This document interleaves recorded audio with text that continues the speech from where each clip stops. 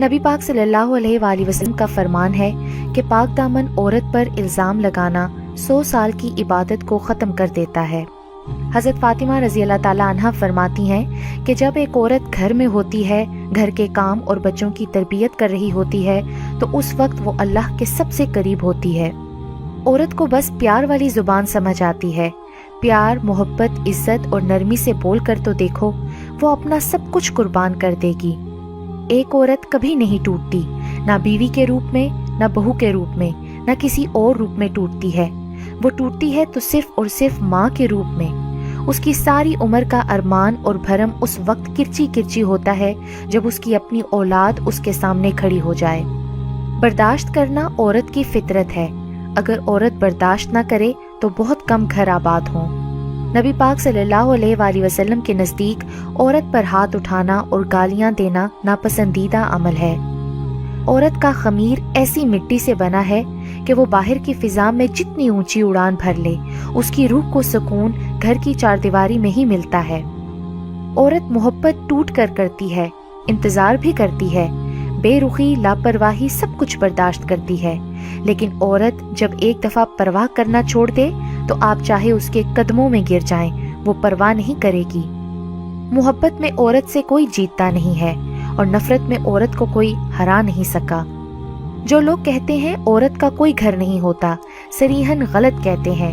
در حقیقت عورت کے بغیر کوئی گھر نہیں ہوتا۔ عورت رو سکتی ہے، دلیلیں نہیں پیش کر سکتی۔ اس کی سب سے بڑی دلیل اس کی آنکھ سے ڈھلکا ہوا آنسو ہے۔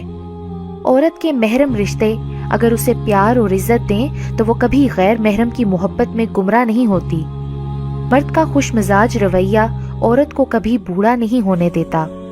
تم عورت کی قربانی کی بات کرتے ہو، اپنے ماں باپ کو چھوڑ کر تمہارے پاس آتی ہے، کیا تم چھوڑ سکتے ہو اپنا گھر، اپنے طور طریقے، اپنا رہن سہن؟ ہرگز نہیں۔ یہ تکلیف صرف ایک عورت ہی جانتی ہے۔ ایک بری عورت بے شمار مردوں کو گمراہ کر سکتی ہے، لیکن بے شمار مرد ایک نیک عورت کو گمراہ نہیں کر سکتے۔ شادی ناکام کسی بھی وجہ سے ہو، کامیاب اکثر عورت کی وجہ سے ہی ہوتی ہے۔ عورت کبھی نہیں بتائے گی کہ وہ تمہارے بغیر مر جائے گی، تمہارے بغیر کچھ نہیں چاہیے اسے۔ عورت ساری عمر پہیلیوں میں ہی بات کرتی آئی ہے۔ عورت کے کردار کی مرد کو کتنی فکر ہوتی ہے، اتنی فکر اگر وہ اپنے کردار کی کرے تو کتنی عورتیں بد کردار کہلانے سے بچ جائیں۔ عورت ناز سے گوندی گئی ہے اور نیاز کی حقدار ہے۔ حضرت عائشہ صدیقہ رضی اللہ تعالیٰ عنہا بھی روٹتی تھیں کہ سرور کائنات صلی اللہ علیہ وآلہ وسلم منائیں اور منایا جاتا تھا۔ یہ عورت کا حق ہے اور مرد کا فرض ہے۔ محبت کے قرض ایسے ہی لوٹائے جاتے ہیں۔ عورت کو جب مرد اپنی بے رخی اور بے توجہی سے کھو دیتا ہے تو پھر کہتا پھرتا ہے کہ عورت میں وفا نہیں ہوتی۔ کیا سچ میں اسے اپنا وہ رویہ، اپنا دھتکارتا ہوا لہجہ یاد نہیں رہتا، یا پھر اس کی انا اسے اپنی غلطی ماننے نہیں دیتی؟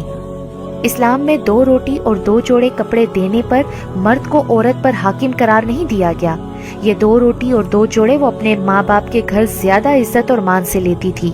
اسلام نے مرد کو عورت کے نان نفقے کے ساتھ ساتھ اس کی عزت اور حرمت کی بھی ذمہ داری دی ہے۔ عورت درد سہ لیتی ہے مگر اپنی توہین نہیں۔ آنسو اس کی تکلیف میں اتنے نہیں نکلتے جتنے اسے وہ الفاظ رلاتے ہیں جس میں اس کی توہین کی گئی ہو۔ شاید اسی لیے لوگ عورت کو کمزور سمجھتے ہیں، کیونکہ وہ الفاظوں سے آسانی سے ٹوٹ جاتی ہے۔ جب عورت پردہ کرتی ہے تو وہ حقیقتاً $170 بلین کی فیشن انڈسٹری پر لعنت بھیجتی ہے۔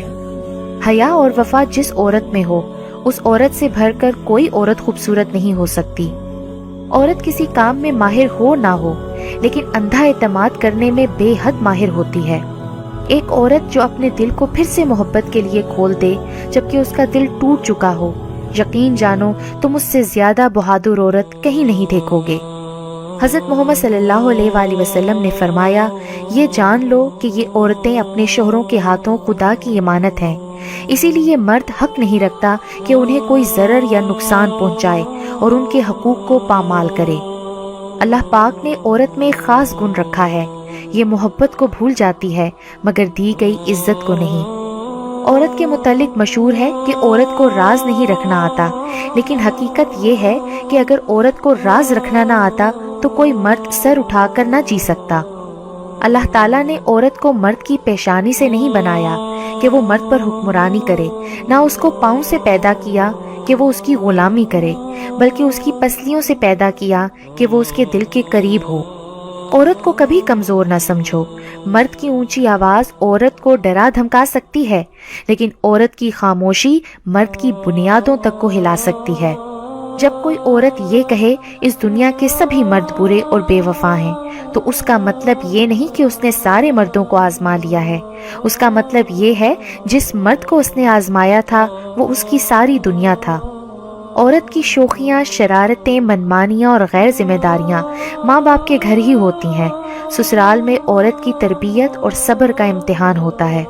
औरत जब तक मर्द से दूर रहती है तब तक वो मर्द के लिए सबसे ज्यादा दिलकश, हसीन और नायाब चीज होती है, लेकिन जिस वक्त औरत मोहब्बत का इकरार कर लेती है तो उसी वक्त मर्द की निगाहों में औरत की अहमियत और दिलकशी कम हो जाती है और औरत की निगाहों में मर्द की अहमियत बढ़ जाती है, क्योंकि औरत इकरार करके कैद हो जाती है और मर्द इकरार सुनकर आजाद हो जाता है।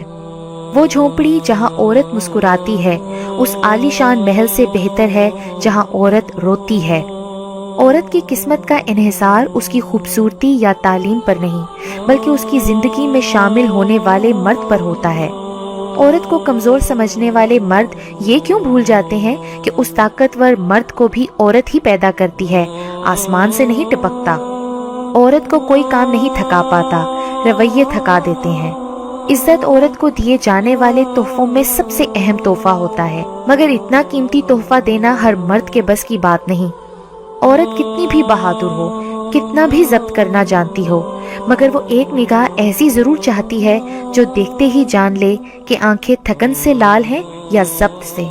औरत की बदसूरती ये है कि हर कोई उसकी खूबसूरती को देखे। सर पर दुपट्टा रखने से औरत अल्लाह की रहमत के साए में रहती है।